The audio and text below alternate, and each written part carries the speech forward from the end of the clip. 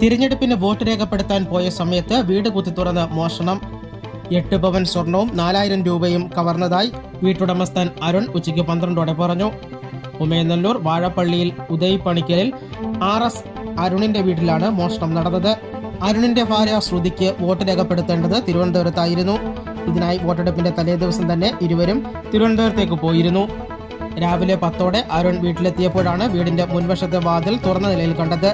കൂടുതൽ പരിശോധിച്ചപ്പോൾ വീടിന്റെ 4 മുറികളിലെ അലമാരകളും തുറന്ന് വസ്ത്രങ്ങൾ വാരി വലിച്ചിട്ട നിലയിലായിരുന്നു. അലമാരയിൽ സൂക്ഷിച്ചിരുന്ന 8 പവൻ സ്വർണ്ണാഭരണവും 4000 രൂപയും നഷ്ടമായതായി വീട്ടുടമസ്ഥൻ അരുൺ പറഞ്ഞു. കൊട്ടിയം പോലീസ് കേസെടുത്ത് അന്വേഷണം ആരംഭിച്ചിട്ടുണ്ട്. ഡോഗ് സ്ക്വാഡും വിരലടയാള വിദഗ്ധരും സ്ഥലത്തെത്തി പരിശോധന നടത്തി. രാത്രിയിലാണ് തോന്നുന്ന സംഭവം. ഞാനും വൈഫും കുടുംബസമേതം ഞങ്ങൾ തിരുവനന്തപുരത്ത് വൈഫ് ഹൗസിലോട്ട് പോയതാണ്. വൈഫിന് വോട്ട് പോവാറ്